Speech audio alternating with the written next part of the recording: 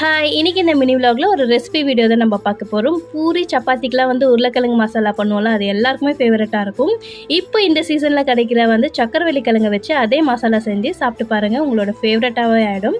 இன்னைக்கு எப்படி செய்யலாம்னு சொல்லிட்டு பார்க்கலாமா? இதுக்கு சக்கரவள்ளி கிழங்கு, அதுக்கப்புறம் வெங்காயம், பூண்டு, பச்சை மிளகாய், கருவேப்பிலை தேவை. அதுக்கப்புறம் சக்கரவள்ளி நுனியெல்லாம் கட் பண்ணி சின்ன சின்னதா இந்த மாதிரி ஸ்டீமர்ல போட்டு 10 நிமிஷம் வேக வச்சு தண்ணி எடுத்து வச்சுக்கோங்க.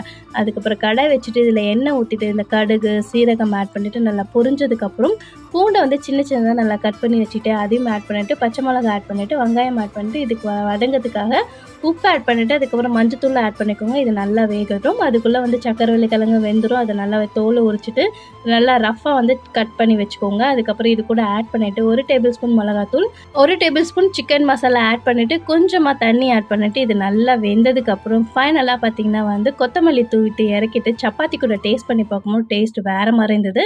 நீங்கள் ட்ரை பண்ணிவிட்டு எப்படி இருக்குது சொல்லிட்டு மறக்காம கமெண்ட் பண்ணுங்கள். இந்த மாதிரி டிஃப்ரெண்டான ரெசிபி தெரிஞ்சுக்க என்னோட சேனலை சப்ஸ்கிரைப் பண்ணி வச்சுக்கிட்டு சப்போர்ட் பண்ணுங்கள். பாய்.